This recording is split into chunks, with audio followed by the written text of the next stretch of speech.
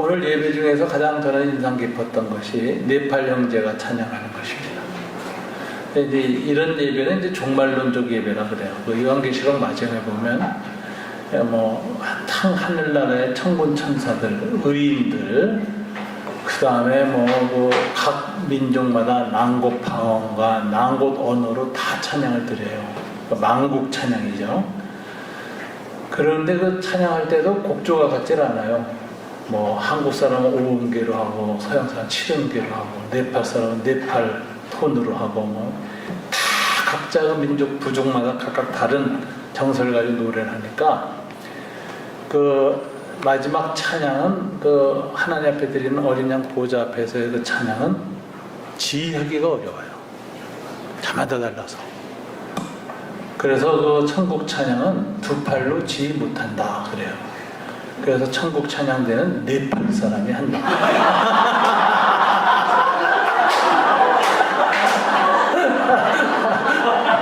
오늘 네팔 형제가 찬양을 인도하는 거 보면서요, 천국에 와 있네.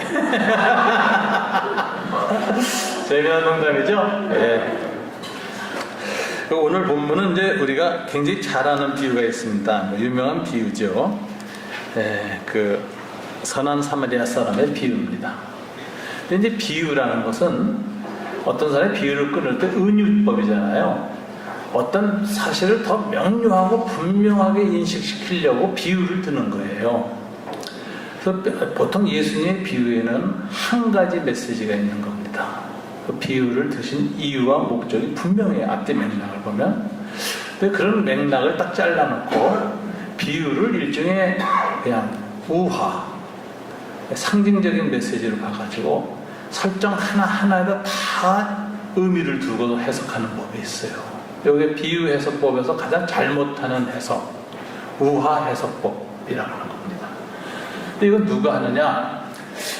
아주 신기하게 그 상징주의를 잘 풀어내는 분들이 보통 신학이나 성경 맥락 연구를 잘 안 하시는 그 직관력이 뛰어난 부흥사들 설교가 그게 아주 상징주의 설교가 강합니다. 기가 막힙니다. 그런데 그런가 하면 또 신학이 아주 탁월한 사람도 상징주의를 해요. 대표적인 사람이 성 어거스틴이에요. 어거스틴이 이 사마리아 사람 설교를 제일 잘못한 사람으로 평가받고 있습니다. 근데 이제 어거스틴의 이 해석을 보면 굉장히 재미난데, 신기하고 재미나요. 여기 이제 강도 만난 사람은 이제 누구냐? 그리스도입니다. 이렇게 해석해요. 근데 왜 강도 만났냐? 예루살렘을 떠나서 여리고로 내려가니까 강도 만나지. 이제 교회 떠나서 자꾸 세상으로 돌아다니면 이제 강도 만나고 사탄 만나서 아주 패가 망신한다. 그런 사람 많잖아요. 교회 안 나오고 신앙 방황하다가 병 걸려서 온 사람, 사업 망해서 온 사람, 이런 사람 많아요. 그런 식으로 해석하면 사람들이 공감이 되죠. 나도 예루살렘을 떠나서 내려가는 인생 아닌가, 방황하는 거 아닌가. 그러다 강도 만난다. 이 강도 만났는데, 제사장이 왔는데 목사님이나 종교인들 도움 안 되고, 레이지파 사람들도 도움이 안 되고, 결국 선한 사마리아 사람인데 예수님이다. 예수님이 도와줘서 예수님이 구원한다. 예수를 이제 환난 중에 만난다. 이렇게 얘기해요. 근데 이제 예수님이 와서 이 사람한테 이제 상처 난 걸 보고 치유를 해주는데 포도주를 붓습니다. 그래서 포도주를 붓는 건 예수님의 보혈을 상징한다. 예수의 피로 상처를 다 씻는다. 사람의 깊은 트라우마까지 다 씻어낸다는 거예요. 굉장히 좋죠. 아멘 하게 되잖아요. 그렇구나. 그래서 이제 기름을 발라줘요. 이건 성령의 역사야. 예수의 피로 구원받고, 그 다음에 성령이 회복시키는 거예요. 그 다음에 이제 나귀에 태워서 이제 데려가는데 주막집으로 데려가요. 나귀에 태워서 간다는 게 뭐냐면은, 이렇게 하나님이 역사한 다음에 꼭 나귀 노릇한 사람이 있습니다. 그 사람을 부축해서 교회로 데려가는 사람이 있어요. 인도자. 여러분들 이 교회까지 왔는데 누가 내 낙인가 이렇게 보세요. 누구의 인도를 받아서 내가 의지해서 이 교회까지 왔나. 낙이 같은 사람이 있어요. 전도자죠. 인도자. 그 다음에 이제 주막집인데 이게 참 교회를 주막집에 비유해서 참 특이합니다. 하여튼 주막집에 딱 왔는데 주막 주인이 있어요. 주막 주인 누굴까요? 목사님, 담임 목사님. 주막을 관리하는 사람이. 와가지고 이 사람을 맡겨놓고 내가 지금 이제 일이 있어서 가야 되니까 맡기고 돌아와서 이 사람을 데려갈 거다. 그래서 이게 이제 예수님이 재림을 약속하는 거예요.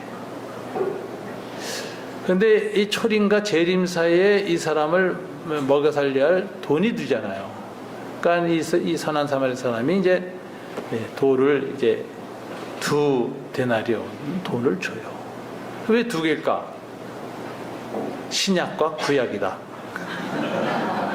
구약 성경과 신약 성경을 줘가지고 올 때까지 그걸로 연명하고 살게 했다가 주님이 재림하셔서 데려가신다. 이거 얼마나 그 기독교의 이 구조하고 얼마나 잘 들어맞습니까? 그래서 이렇게 상징주의로 해석하면 사람들이 다 꼴딱 갑니다. 아멘 그래요. 하나님 말씀이 정말 신묘하다 이래요. 근데 이제 묘한 게 있어요. 예수님이 오셔서 이 사마리아 사람 데려가는데 주막주인은 안 데려가. 목사한테 굉장히 불리하래요. 목사님들이 이제 그런 주석을 속으로 웃지요. 하여튼 이 목사님에 대한 그 유대인들 우화도 굉장히 많습니다. 그래서 이제 교회를 잘 돌보던 이제 장로회 해당분하고 이제 사찰 노릇을 하던 집사님하고 이제 랍비죠. 담임 목사급의 랍비가 같이 교통사고가 났대요. 현대 유대인 우화입니다. 그래서 이제 딱 죽었는데 천단당에서 이제 줄이 내려오는데 천국으로 끌어올리려고 그 사찰 집사님 같은 분한테는 이제 아주 굵은 밧줄이 내려서 턱 허리에 들고 쫙 올라오더래요. 야, 즉시 강하고 크게 끌어올리는구나. 근데 이제 목사님하고 개척하고 그랬던 개척했던 장로님은 줄이 내려오는데 보니까 다 썩은 동아줄이 내려오더래요. 그래서 이걸 매면서 투덜투덜 댔대요. 아니 저 집사는 저렇게 좋은 줄로 끌어올리시고 나는 목사님하고 같이 개척하려 이렇게 고생했는데 이게 뭐 다 끊어진 썩은 동아줄로 내려가지고 이건 뭔가 아슬아슬하고 떨리면서 간신히 이제 올라가는데 속에서 이제 불평이 나오는 거예요. 그러면서 불평을 직접 표현은 못하니까 예수님 우리 목사님은 무슨 줄로 끌어올리십니까? 그러니까 야 옆을 봐라 그러더래요. 그래서 이제 옆을 보니까 고무줄로 올라가더래요. 아주 고생하고 올라가죠. 자, 이렇게 이제 랍비들도 그렇고 이 교회에서도 이 목사를 향해서 이제 이렇게 역설적인 우화를 꽤 많아요. 그래서 이제 이런 우화는 교인이 하면 큰일 납니다. 목사만 해야 은혜가 됩니다. 근데 하여튼 이 비유의 귀절귀절에 숨겨진 의미가 있다서 상징주의로 해석하는 거, 이건 성경을 잘 해석 못하는 겁니다. 어거스틴도 크게 해석을 잘 못한 거예요. 그러면 이제 오늘 비유를 해석하려면 예수님이 왜 이 비유를 들으셨고 뭘 가르치려고 이 비유를 하셨을까를 앞뒤 맥락을 살펴야 됩니다. 그죠? 그래서 이제 보시면 처음부터 좀 볼 필요가 있는데요. 25절에 보면 이 비유가 등장하게 된 배경이에요. 어떤 율법사가 일어나서 예수를 물었습니다. 이 율법사 아주 예수께 질문을 던졌어요. 근데 이제 질문한 목적이 뭐냐? 시험하여 이르되, 테스트하려고 질문한 거예요. 이 예수라는 랍비가 갈릴리에서도 유명하고 많은 사람이 쫓아다니고 지금 참 인기 팬덤을 끌고 있는데 이 사람이 도대체 나하고 신앙이 같은 사람인지 노선이 같은 사람인지 모르겠는 거예요. 그래서 테스트하려고 질문을 했습니다. 그래서 선생님, 랍비요, 내가 무엇을 하여야 영생을 얻으리까? 전에도 말했지만 율법주의자들은 구원론이 항상 핵심이었습니다. 무엇을 하여야, 이 질문도 벌써 행위 구원론이죠. 뭘 행하여서 구원을 받는다라는 전제를 가지고 무엇을 행하여야 구원을 얻겠습니까? 이렇게 딱 질문을 던집니다. 그런 예수님께서 그냥 야 행위로 무슨 구원을 받냐? 이러면 정답인데 그렇게 안 하세요. 예수님 꼭 소크라테스처럼 질문을 던지고 대답해서 스스로 깨닫게 하는 이런 화법을 쓰십니다. 그러면서 또 넌지시 야 율법에 무엇이라 기록되었으면 내가 어떻게 읽느냐. 그래서 무엇을 행하여야 구원을 받는다고 네가 읽느냐. 이렇게 넌지시 질문하니까 이 랍비가 대답을 아주 썩 잘합니다. 예수님 마음에 드는 대답이었어요. 대답하여 이르되 네 마음을 다하며 목숨을 다하며 힘을 다하며 뜻을 다하여 주 너희 하나님을 사랑하고 또 네 이웃을 네 자신과 같이 사랑하라 하였나이다. 이렇게 대답을 해요. 이게 율법과 선지자의 대강령이라고 하거든요. 그러니까 핵심 주제, 하나님 말씀의 핵심 주제예요. 그러자 이 대답을 주님이 굉장히 기쁘게 여기셨어요. 아유 너무 고생하시네요. 그냥 웬만큼만 하시면 됩니다. 예. 제가 목소리를 조금 크게 할게요. 예.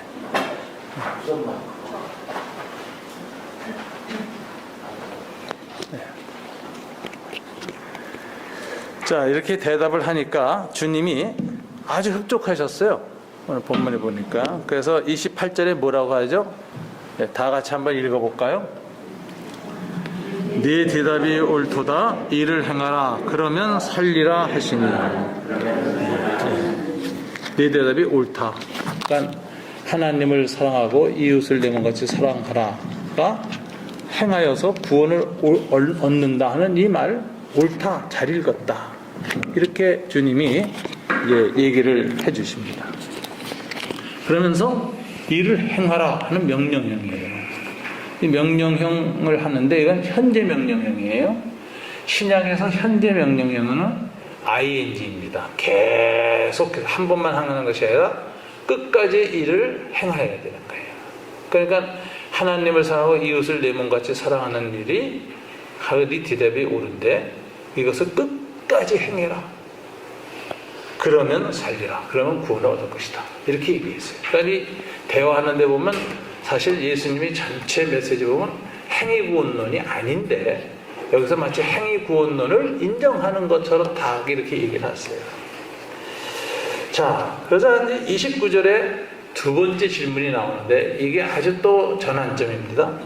그 사람이 자기를 옳게 보이려고 예수께 여짜오되 그러면 내 이웃이 누구니까? 두 번째 질문을 하는데 내 이웃이 누구입니까? Who is my neighbor? 이렇게 질문을 해요. 그런데 이제 이게 숙제가 그 질문하는 동기를 성경이 뭐라고 기록하냐? 그 사람이 자기를 옳게 보이려고 이렇게 돼 있어요. 이게 무슨 소리일까요?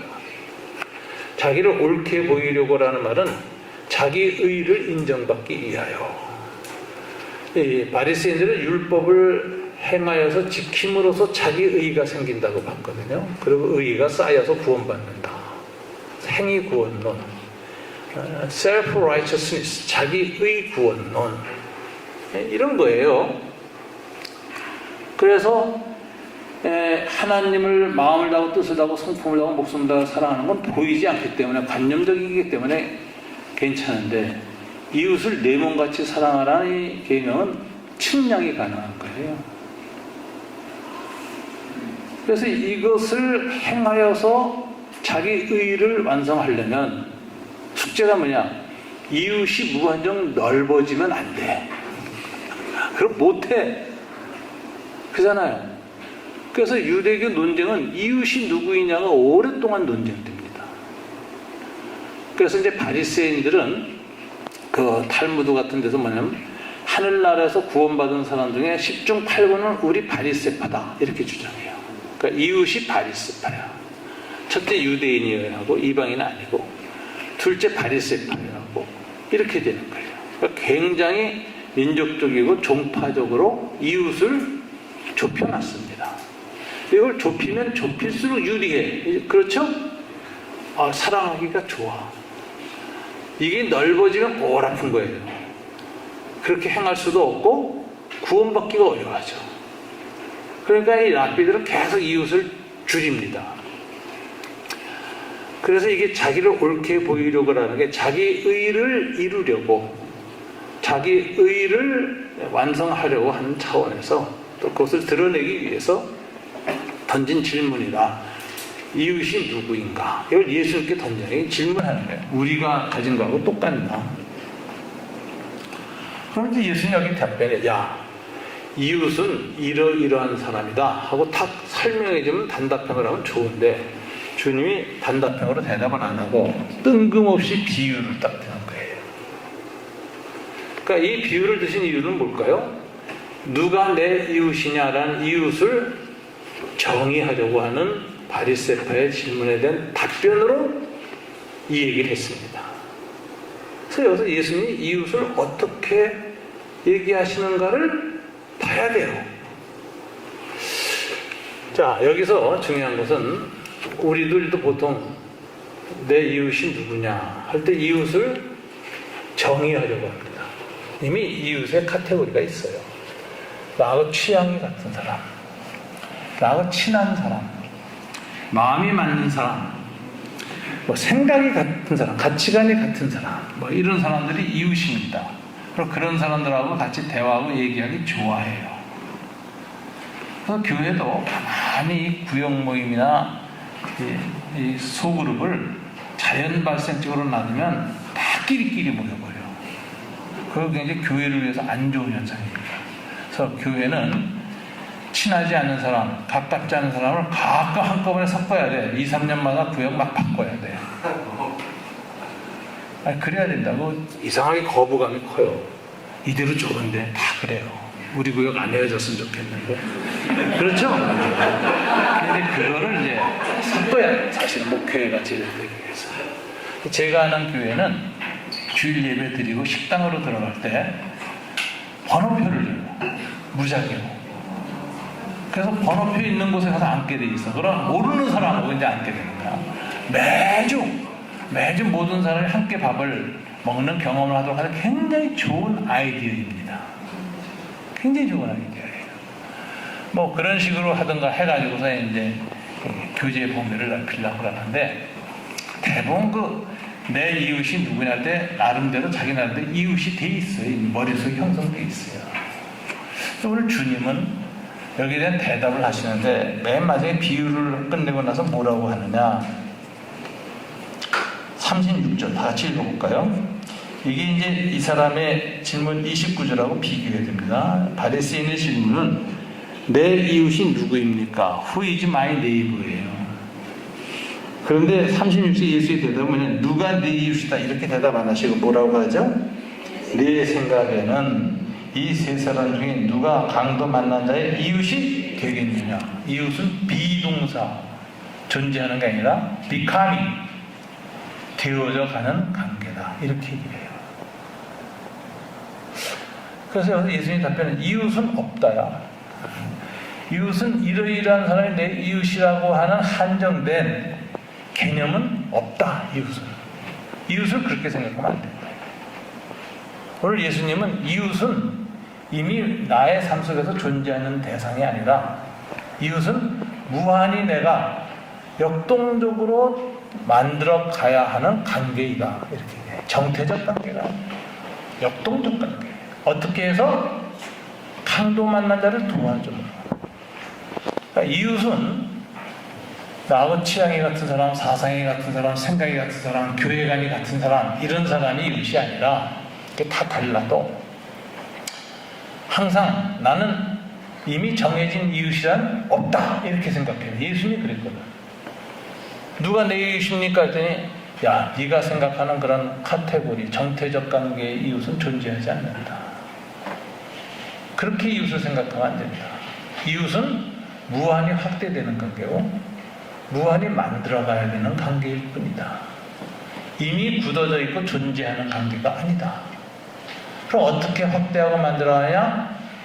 어려운 때 사랑을 베풀므로써 이웃관계를 만들어가야 하는 것이 하나님의 이웃 개념이다. 이웃 사랑은 그런 것이다. 그러니까 우리는 이웃이 존재한다고 생각해요. 이미. 그래서 그 존재하는 이웃이라는 카테고리에 맞추어서 저 사람은 나하고 친구가 될 수 있을까 없을까 뭐 이렇게 판단하거든요. 그런 식으로 인간을 대하면 안 된다. 이게 주님의 가르침이에요. 누구한테나 열려진 마음으로 그 사람이 어려움이 처했을 때 기꺼이 사랑의 손길을 내밀므로써 그 사람과 이웃 관계를 만들어 나가야 할 책임만 있을 뿐이다. 이렇게 얘기해요. 여러분, 사람을 대할 때 어떻게 대하십니까? 이웃 개념을 딱 설정해 놓고 까다롭게 대하는 사람들이 참 많습니다. 인간관계를 굉장히 조심스럽게 하는 거예요. 근데 그리스도인은 그런 태도보다는 누구한테나 열린 자세를 가져야 되고요. 그리고 그 사람이 어려울 때는 기꺼이 먼저 사랑을 베풀어서 이웃으로 만들어가야 할 책임이 있는 것입니다. 그래서 오늘 설교 제목이 이웃은 없다예요. 충격적인 그냥 이렇게 표현입니다. 이웃은 없습니다. 존재하는 이웃은 없습니다. 그건 내 생각이에요. 예수님은 야, 그렇게 이웃이 있다고 생각하는 것 자체가 문제다. 네 질문이 문제다. 누가 내 이웃이냐? 라고 규정하려는 그거 자체가 너희 바리새파 사람들이다. 그런 식으로 주변 사람을 대하면 되느냐? 내가 이 비유를 통해서 말한다. 누가 강도 만난 자의 이웃이 되었느냐? 누가 이웃관계를 만들어가고 있느냐? 질문해요. 그러니까 이 사람의 답변은 뭐라고 합니까? 이르되 자비를 베푼 자는 이다 라고 대답해요. 대답은 맞았는데 문제는 뭐냐면 사마리아 사람입니다 라고 해야 되는데 안 해요. 싫은 거야. 사마리아 사람이 왼수거든. 속으로 그래서 아니 비유를 들어도 왜 선한 역할을 하는 놈을 일본 놈을 주인공으로 하지? 이거 비유 기분이 나빠. 바리새 사람들 그랬던 거예요. 어떻게 선한 사마리아 사람을 선하다고 하고 주인공으로 삼지? 그러니까 사마리아 사람이라 말하기 싫어요. 그러니까 자비를 베푼 자이다. 이게 보편화의 회피라는 거예요. 어떤 구체적인 사실을 얘기하지 않고 보편적인 원리를 뽑아내서 쓱 대답을 해버리면 치우치지 않는 사람 같고 친사마리아파가 아닌 것 같고, 그죠? 진리 쪽에 쓴 것 같고. 그래서 많은 사람들이 시시비비를 정확하게 가려야 할 때 안 가립니다. 아주 보편적으로 싹 숨어요. 그리스도인들이 많이 그러고요.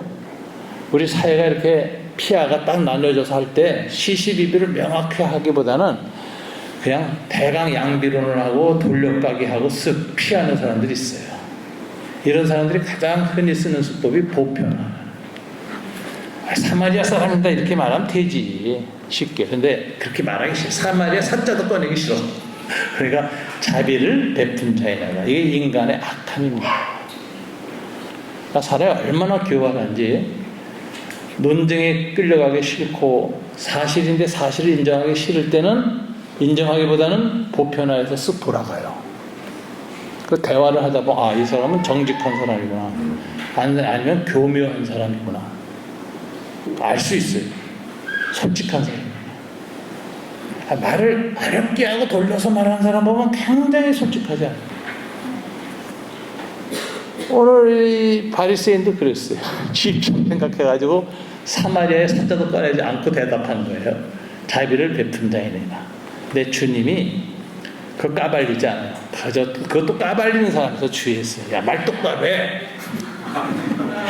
친이재명이야, 친윤석열이야, 이러잖아요. 근데 우리 주님은 그렇게 안 해요. 받아줘요. 그러면서 이렇게 이제 마지막 질문합니다. 예수께서 이르시되, 읽어볼까요? 명령이니까 37절. 가서 너도 이와 같이 하라. 여기서 현재 진행이에요. 이와 같이 하라. 계속하라.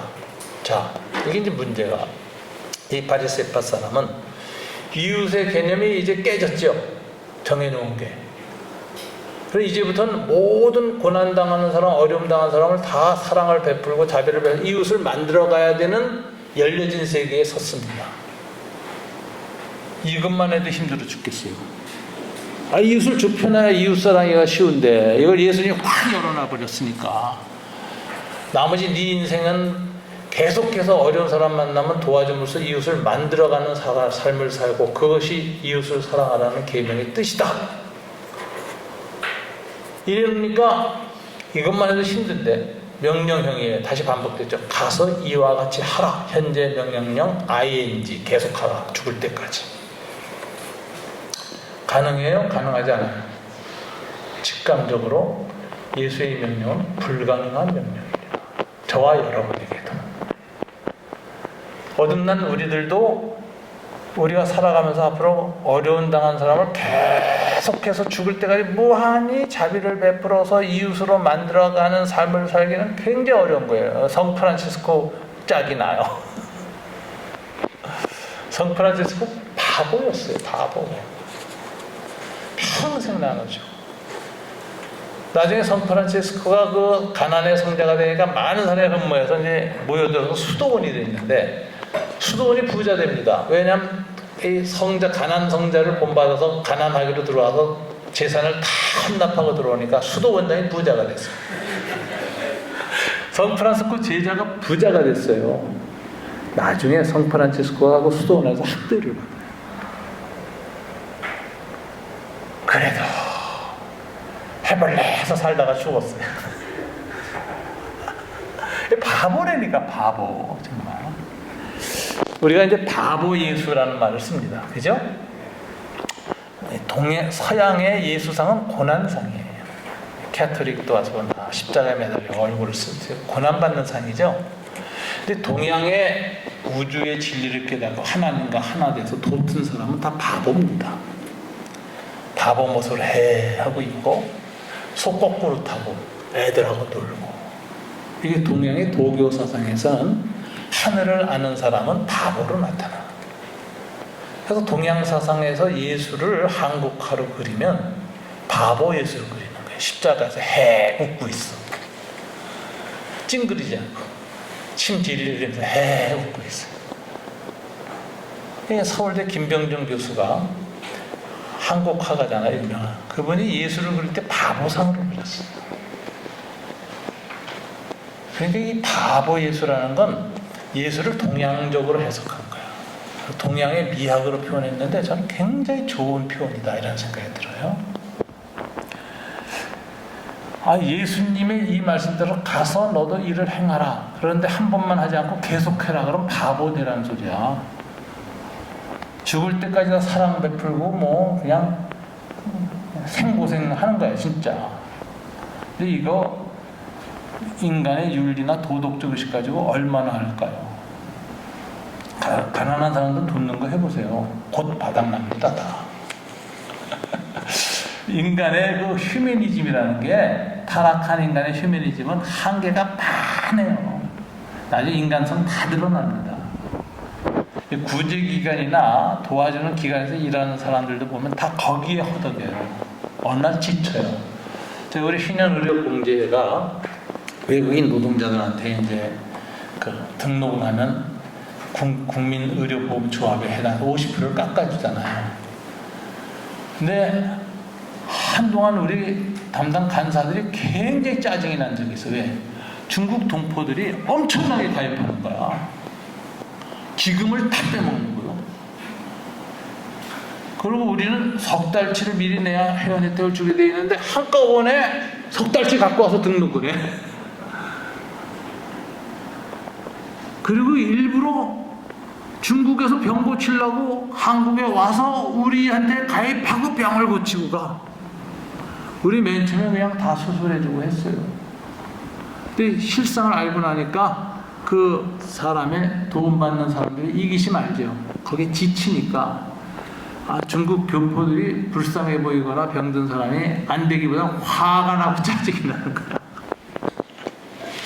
그래가지고 이제 내부적으로 그걸 규정하기 위한 규칙을 막 세우고 하더라고요. 그래서 제가 그런 것이 이렇게 하나님 주신 돈을 바로 쓰고 잘 쓰고 위해서 지혜를 모으고 그렇게 하는 건 좋다, 만들어라. 그러나 그 사람들을 불쌍히 여기는 마음을 근원적으로 잃어버리면 그건 더 큰 손해다.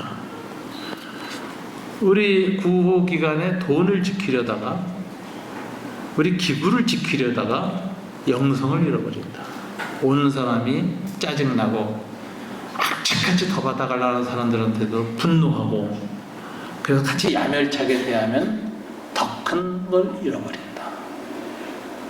항상 그 사람이 그 병에 걸리고 어려움을 겪을 때 아무리 이기적인 행동을 해도 예수님의 마음을 갖고 이 사람을 어떻게든 도와주자. 근데 합리적으로 다른 사람하고 형평성에 맞게 최대한 도와주자. 그런 마음을 갖고 도와주면 서로 규정대로 그 사람을 요구대로 다 못해줘도 그 사람이 마음을 아니까 고마워합니다. 변합니다. 제가 10년을 하면서 한 청년, 네팔 청년이 한국에 와서 일하다가 인대가 끊어졌어요.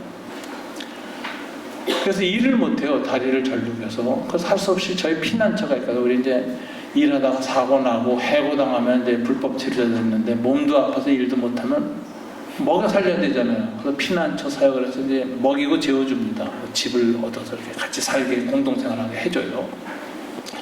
이 친구가 7년을 있다 갔어요. 피난처에. 그래서 이제 정도 굉장히 들었어. 근데 이 친구가 인대 재접합 수술을 했는데 6번을 했습니다. 5번이 실패. 마지막에 겨우 성공했어요. 그때마다 돈을 모으면서 되는데 나중에 나도 힘들더라고. 이거 도대체 언제까지 이거 재접합 수술을 해야 돼? 그래요. 7번째까지 해가지고 나았어요. 회복이 됐어요. 그 친구가 네팔로 돌아갔습니다. 돌아가면서 뭐라고 하냐면 한국에 돈 벌러 왔는데 돈은 못 벌고 예수만 얻고 갑니다. 갔어요. 네팔 가서 신학교 들어갔어. 그래서 네팔 목사가 됐어. 그래서 고아원을 운영해서 지금 잘하고 있어요. 지난번 지진이 일어나서 고아원 건물 다 쓰러졌는데 저희들이 먹으면서 또 그래서 번듯하게 고아원을 치우고 있어요.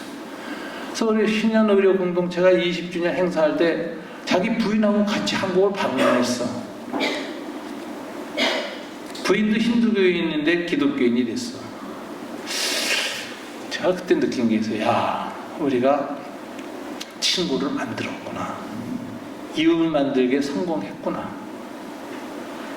그게 이 무한히 하기 참 어렵습니다. 무한히 하려면 끊임없이 내 자신을 넘어가야 돼. 자기 셀프 데니얼, 자기를 비워야 돼. 나를 십자가에 못 박아야 돼. 또 어떻게 가능하죠? 성령 안에서만 가능합니다. 예수님께 도움을 구해야 돼. 그러니까 이 선한 일을 오래 끝까지 이웃 만들기를 하는 삶을 살려면 성령 충만하지 않으면 금방 거덜납니다. 인간의 휴머니즘이라는 게 진짜 좁아요. 진짜 얕아요. 금방 바닥나요. 그래서 짜증나고 본성 나와요. 다 알아요. 남 도와주다가 망해요. 그런 사람들 난 많이 봤거든. 그래서 우리 후배들한테 그런 얘기해요. 야, 이왕 시작한 거 끝까지 우리가 해야 되는데 끝까지 하려면 기도 많이 해야 된다. 주님께 도움을 구해야 된다.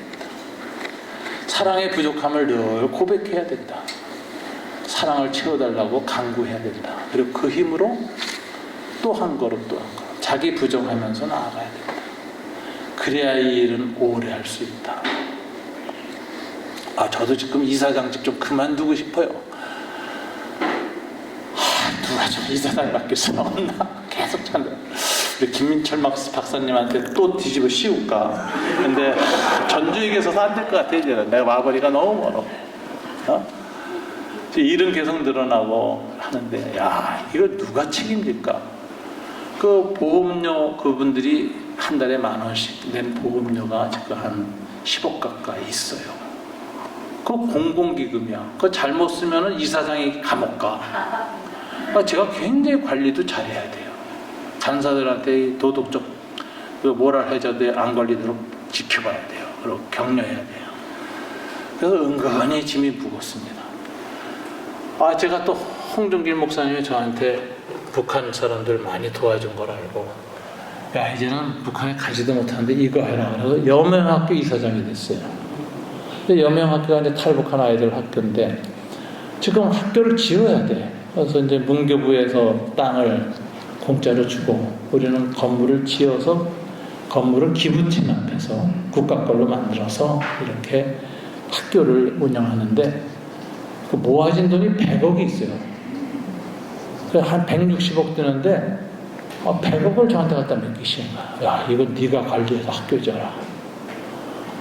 이제 건축이 곧 보일 때부터 시작한다고 이제 회의를 시작하는데 건축위원회가 가동되는데 걱정돼서 죽겠어요. 얘도 잘못 쓸까봐. 내가 다 할 수 없거든. 건축위원장이 거 다 하는데. 또 건축하는데 한 60억이 더 들어요.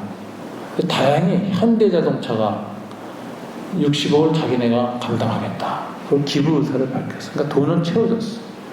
좋은 건축회사 만나서야 되는데, 아이고 서희건설 같은 데 만나면 큰일 나. 서희건설이 그 크리스찬으로서 교회 건축으로 유명해요. 근데 항상 교회 건축해놓고 나서는 중간에 설계를 바꿔요. 그러면 50% 100%가 올라가. 그러면 당회나 목사님들이 놀리잖아요. 교인들이 반발일 거 아니에요. 그러면 서희건설이 그 목사님이나 당회원들한테 뒤로 참 많이 갖다 바칩니다. 그래서 통과돼요. 그랬다 그게 드러나서 장로 목사들 감옥 간 사람 참 많습니다. 리베이트 전문 회사예요. 그런 회사니까 또 그거 뭐 같이 놀아놨잖아. 이게 건축이라는 거 잘못하다간 디테일에서 악마 만나요. 시인가요? 그래서 저도 신경이 바짝 쓰여요. 이거 어떻게 해야 이 160억의 이 건물을 잘 지을까? 그리고 저는 이 모금한 사람들 다 모아놓고 결의했어요. 이거 이사장이나 이런 사람의 법인 소유로 했다가는 학교장이 이사장이 대대로 집안 싸움 나고 지분 싸움 한다. 그런 신학교들 많습니다. 그죠? 선교사님들이 세워놓고 제자들한테 이사 세워서 한국법인 만들어놨는데 선교사가 미국 가고 난 다음에 그 재산 쌓아가지고 피 터진 학교들 엄청 많아요. 기독교 학교. 아주 왼수가 됐어요. 그래서 제가 우리는 무조건 국가에 기부채 나간다. 우리 소유권 주장하는 이사들이 다행히 다 머리를 끄덕이죠. 그렇게 합시다. 그래서 이제 국가에 기부채 나가기로 의결을 했어요. 그래서 지으니까 다행인데 짓는 과정에서 사고 날까봐 굉장히 신경 써요. 예, 여러 가지 이 공적인 어떤 책무를 맡아서 일을 할 때 힘들 때가 많고, 아이고 아주 악마가 숨어 있을 때가 많아요. 그래서 기도하게 돼요. 하나님 선한 일에 하나님이 도와주셔야 됩니다. 내 힘 갖고 못합니다. 오늘 예수님 가서 행하라. 현재 진행의 명을 2번 줬어요. 아까도 뭐라고 했죠? 28절에 선한 사마리아 비유 사람이 나오기 전에 네 대답이 옳도다. 이를 행하라. 그러면 살리라. 이랬죠? 결론도 뭐예요? 가서 자비를 베푼 자인가 하니 가서 너도 이와 같이 하라. 또다시 행위를 설명하는데 무한히 계속하라는 거예요. 자, 여기서 주님이 왜 이렇게 명령형으로 얘기했을까요? 이 율법적 자기 의지로는 이웃을 자기 몸처럼 사랑하라는 걸 실천할 수 있다 없다? 없다는 사실을 깨닫게 하는 거야. 절망과. 그러면 어떻게 하죠? 하나님의 계명을 지키려면 성령의 도움, 하나님의 도움을 받아야 돼. 하나님 도와주셔서 은혜를 베풀어야 겨우 지켜요. 겨우 한 번 더 할 수 있어요. 그래서 예수 믿고 난 다음에 이웃 만들기, 이웃 사랑의 삶은 한 걸음 한 걸음이 기도하고 하나님의 도움을 받아서 한 걸음 나아가는 삶을 죽을 때까지 하는 겁니다. 어느 날부터 그걸 안 하면 그때부터 바리새화 됩니다. 누구만 내 이웃이 됩니다. 이웃 만들기를 중지하게 됩니다. 인간관계가 경직됩니다. 교회도 그렇게 되면 교회가 어느 순간에 멈춰요. 끼리끼리 모이는 종교 클럽이 돼. 그거 조심하셔야 돼요. 교회는 끊임없이 우리 주변에 힘든 사람, 어려운 사람한테 여러분 나눔에 헌금하는 거 참 좋은 전투입니다. 해야 돼. 그리고 도움의 손길을 베풀어야 돼. 그리고 그것이 인간의 자기의나 자랑을 하면요, 문제가 뭐냐면 자선을 행하면 돈도 잃고 사람도 잃는다. 누가 나한테 도와주는 것을 공개적으로 하잖아요. 그럼 그 사람이 급하니까 받아요. 받고 나서 수치를 느껴요. 그래서 안 나와요. 도와준 사람은 피합니다. 그런 경우 많이 겪으셨죠? 이중소외라고 그래요. 돈이 없어서 소외당하고 도움받아서 창피해서 소외당해. 그러니까 소외시키지 않으려면 이 구제는 어떻게 해야 돼요? 비굴하게 해야 돼요. 주는 사람이 제발 좀 받아주세요. 제 소원입니다. 비굴하게 해야 되고 남이 모르게 해야 돼요. 오른손이 하는 일을 왼손이 모르게 해야 돼요. 누구를 도와주는 헌금이 들어오면요 공개하지 말아야 돼요. 그거 맡아서 집행하는 사람은 누가 했는지 모르게 그 사람 통장으로 탁 넣어줘야 돼. 물어봐도 공개하지 말아야 돼. 그래서 그 사람이 누군지 모르는데 너무 고맙다. 이게 예수 믿는 사람들의 특징이구나. 그러면 자기가 이거 갚으면 어떻게 하죠? 나도 나중에 남이 어려울 때 그렇게 하면 되는 거야. 이제 도와준 사람 앞에 가서 시혜적 굴종을 하면 안 돼요. 그것까지 다 염두에 두고 도와야 돕는 거 굉장히 어렵습니다. 제가 북한 가서 도울 때 항상 비굴하게 도왔어. 그래야 돼. 상대방의 자존심이 있잖아. 가난한 사람이 가난해도 힘든데 자존심까지 구겨버려 보세요. 그거는 받으면서 원수돼. 그런 마음을 하나로 못 만들어. 통일 못해. 그러니까 남한이 좀 잘 살게 돼서 북한을 도와줄 때에는 정말 겸손하지 않으면 실패합니다. 통합에. 예수님이 우리한테 이렇게 말씀해요. 야, 인간이 구원받는 길은 뭐냐? 하나님을 사랑하고, 두 번째 인간을 무한히 자기 부정을 통해서 도와서 살면서 이웃을 만들어 가야 되는데, 그거는 너의 인간성과 휴머니즘, 도덕적 의지로 안 된다. 한계가 있다. 어떻게 무한히 같이 갈 수 있겠냐? 그러나 하나님 무한히 하라고 한다. 그러니 뭐야? 너희는 바닥났을 때 너희를 바닥날 줄 알고 겸손해야 돼. 하나님께 은혜를 구해야 돼. 하나님의 도움을 쓰면 돼. 하나님이 주신 마음으로 행해야 돼. 그러면 살리라. 오늘 그 비유를 주님이 하신 것입니다. 이 비유는 복잡하게 해석하면 안 돼요. 두렵더니 뭐냐 뭐 이런 거 따지지 마시고. 객점 주인이 목사인데 왜 목사는 안 데려갔을까? 이런 거 따지지 마시고. 여기서 말하고자 하는 것은 이웃은 존재하지 않는다. 이웃은 무한히 만들어 나가야 할 역동적 관계일 뿐이다. 그것을 무한히 해야 되는데 율법적 태도로 불가능하다는 걸 주님은 알고 계시고 그 한계를 깨닫도록 하기 위해서 의도적으로 가서 무한히 일을 행하라 이렇게 얘기하신 것입니다. 그래서 이 말씀을 따르다 보면은 결국은 우리는 바닥나게 돼 있어요. 그리고 하나님의 도움을 구하게 돼 있어요. 겸손하고 하나님 주신 힘으로 사랑하는 사람이 되고 공동체가 될 수 있습니다. 여러분처럼 아름다운 공동체가 그 자세를 잃어버리면 그때부터 이제 교만하고 자랑하는 공동체 돼요. 남 도와주는 걸 참 자랑하는 공동체 됩니다. 그러면 이 교회에 도움받은 사람이 들어오면 못 견뎌요. 그죠? 그래서 이게 이웃을 내 몸처럼 사랑하기가 쉽지 않은데 내 몸처럼 내 마음처럼 마음까지도 살피면서 마음 상하지 않게 끝까지 사랑하는 그런 공동체 되기를 주님 이름으로 축원합니다. 그런 사람이 되도록 겸손함을 하나님께 구하는 그리스도인이 되기를 축원합니다. 나의 인간의 휴머니즘의 한계를 알고 하나님께 하나님의 거룩한 디바인 휴머니즘을 부여해달라고 간구하고 살아가는 저희가 되기를 바랍니다. 우리 다 같이 기도하시겠습니다.